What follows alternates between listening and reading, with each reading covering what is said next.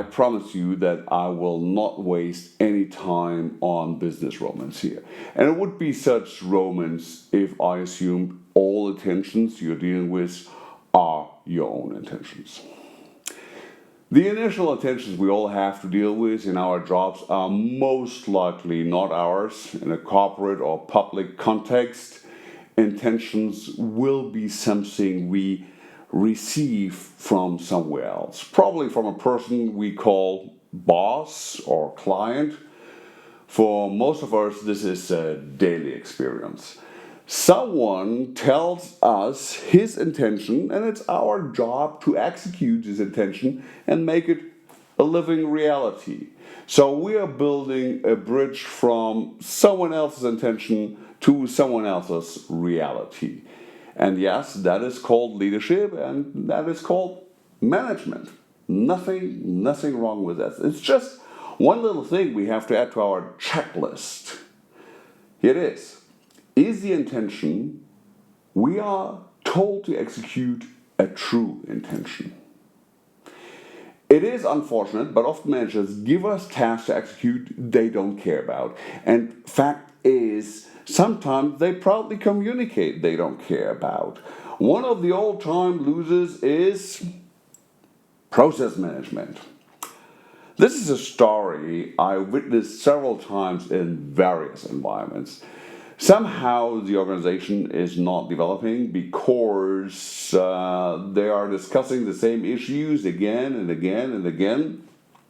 And there's a certain chaos, and every chaos has winners and losers.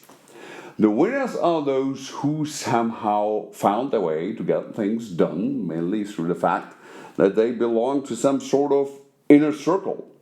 The losers are those who try to get things done. They have to find their way through the jungle, and in the end, they have to ask one of the members of the inner circle for support. And according to some hidden criteria, they get it or they don't get the support. Well, the system is not stable.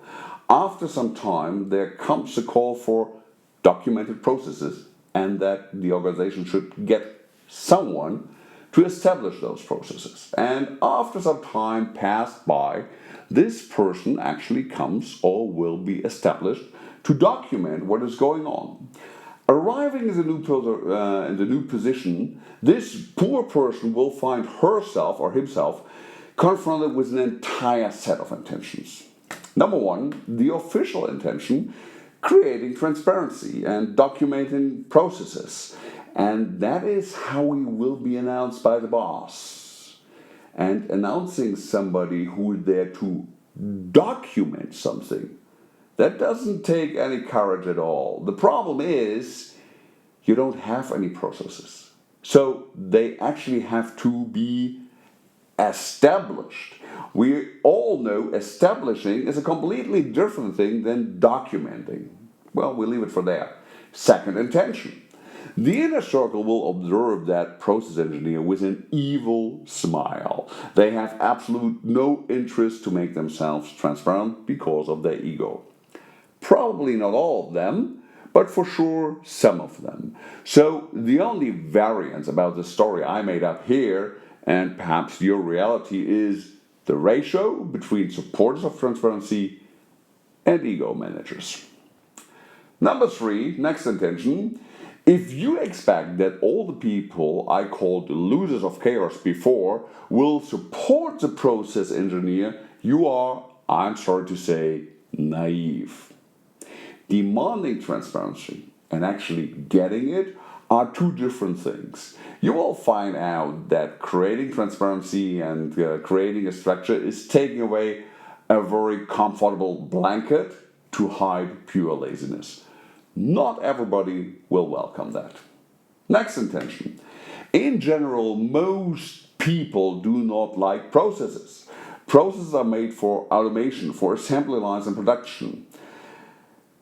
Many people believe that they are special. Somehow we all believe that we are special, and we don't like to see ourselves as an asset in production. So our process engineer might find a general ego problem in addition. Now, on top of that, you most likely have your boss who has established a process engineer, but he is well aware of the fact he needs his inner circle. So he will say on the next event, buy a glass of beer, that he had no choice but to establish this process engineer. Personally, he believes more in results than in processes. A wonderful, bold, and incredible, stupid statement, but it will bring him the loyalty of his inner circle. After 3 to 6 months, that project engineer is gone. He is auf Wiedersehen.